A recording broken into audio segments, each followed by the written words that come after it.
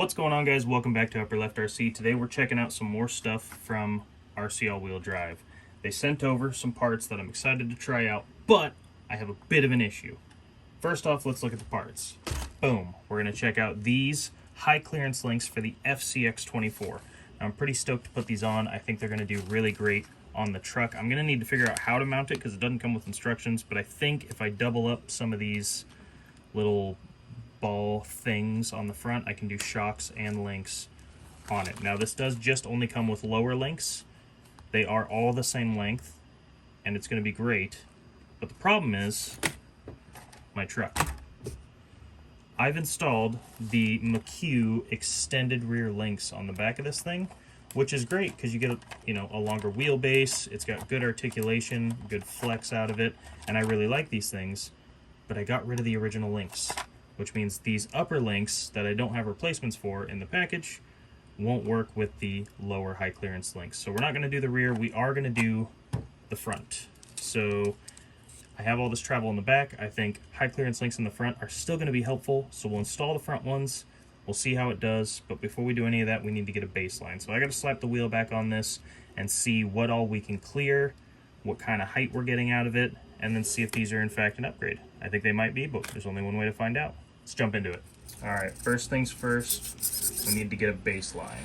So we're just gonna start out with this rock and see if it can clear it. Now, I've got some pretty monstrous wheels and tires on here, and yeah, there is no clearance issues whatsoever, except maybe in the rear there.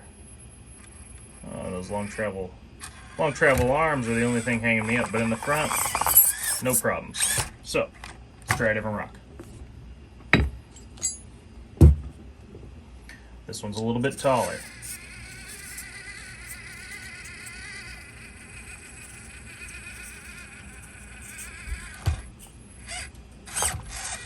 I am high centering on this rock. Now, obviously the rears are going to get hung up on everything, but if we can get clearance on the front wheels and get some grip, I think we might be able to go over this rock a little easier.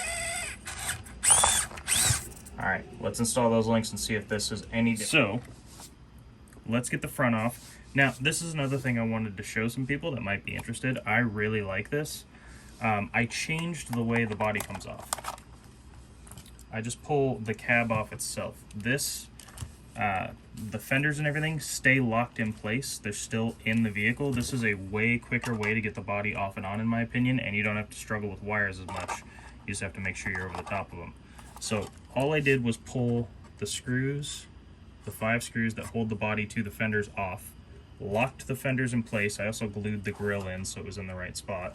So the lights are always hooked up and connected. I don't have to worry about any of that stuff. Everything still works. And the only thing I have to do is set the body back on. And then these 2 little tabs down here on the sides, click those in, and the body's in place. Simple, ready to go. If you want to take it off, it's as easy as pinching these 2 tabs, and the body comes right off. I think this is a way easier and faster way to remove the body on this truck, and then you don't have to fiddle with 4 different connecting points. It's simpler in my opinion. So if you guys are interested in trying it out, I highly suggest it. Again, you just take the 5 screws out, and these tabs are now what hold the body in place. Easily accessible from the bottom once they're clicked in, and really easy to take out. Just pinch them, pops right off. So that aside, let's get those links on the front of this thing.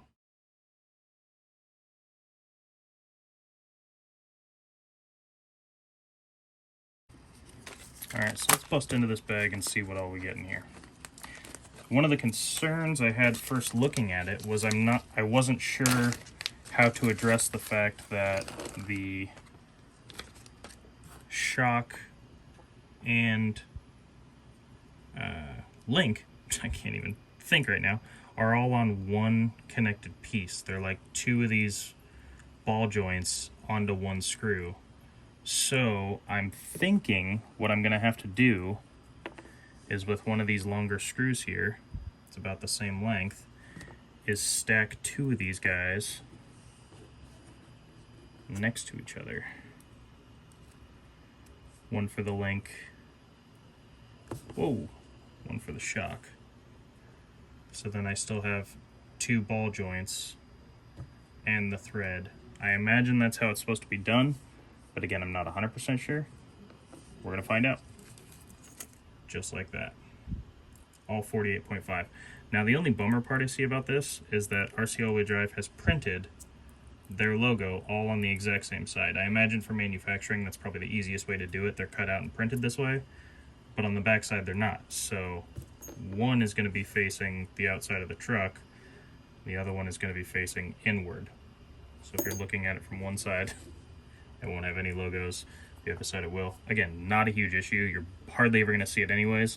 Most likely these are going to get scuffed up and scratched, but I'd like to see them print them either double-sided so they match, or print them correctly, where when you're looking, you know, print them like that. Cut them out and print them like that so that there's always a logo on either side when you place them in the truck. But hey, that's just me. Some people care, some people don't. Each one of these little ball mounts has a thick side and a thin side. I imagine you want to stack them thin to thick or small to large like that, so that you have 2 large rings on either side that keep that joint in there. If you mount them this way, the link will just be sliding between the 2 and hitting the shock. So you're going to want to butt them up that way, I believe. We're about to find out. That's how I'm going to put it together, and we'll see if it works. So that goes there, shock goes down there. Boom. I think we got it. Okay, so boom, and just like that, do we have one done and on there? Heck yeah, we do. A little bit of play in it. I don't know if that's an issue or not. Maybe it's because... No, I don't know. Let's grab another long screw. Oh, you know what? I bet these have something to do with it. There's a ton of these little rubber things. This guy's such an idiot here. Okay. Who is screaming and yelling at the screen or in the comments right now, just like, hey, dummy, you forgot the little rubber gasket thingies. All right, so after further review of the play, the ruling on the field is overturned. This guy right here is an idiot. I'm allowed to say that about myself.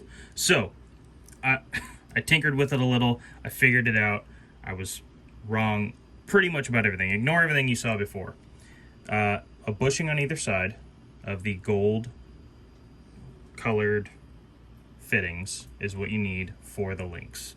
Now, what I always do is I put the larger side of the little gold thing on the outside. That's the part that the screw is going to hit. And the reason for that is the screw head diameter is actually smaller than that larger, we're going to call it a flange. And so if you put it on this side, if you were to mount them, say like this, there is a good chance that that rubber bushing is going to jump right over the edge of that screw head and just go missing. When you have them mounted this way, that lip is holding the bushing in on that side, and the body of the truck is holding the bushing in on this side. So always make sure your screw head goes against the wider side, the bigger side. Second thing, these little silver ones right here. Why would these be in there? Well, duh, because they fit the shock perfectly. Why I didn't try the shock in the first place, it's beyond me. It pops in there and holds that thing nice and snug. Just line it up, grab your pliers, snap it in, and there you go. You've got a nice, regular, movable, free-flowing thingy. And it's not going to come out of there. So, thusly, and now we've got pretty much no play in them at all. I mean, there's a little bit because you're still going to get flex and articulation, those bushings, that's what they're there for. But now we don't have that sloppy, dangly, jingly crap going on. So, there's the high clearance links. Now, the only issue I see on the FCX24 drive shaft just dangles way lower than the actual links themselves. So we're probably going to hit stuff on that. But as far as high clearance goes, links are perfect. You want to run this thing two-wheel drive and take that drive shaft out, you're going to have all the clearance in the world. But either way, for science, we're going to test it because I imagine it's still better. The old links We're lower than the drive shaft now. Our only hang-up point is the drive shaft right here. We're still getting a lot more clearance in this area. So let's run it over that rock and see if we can make it this time. All right, we are back and ready to see if this has made a difference.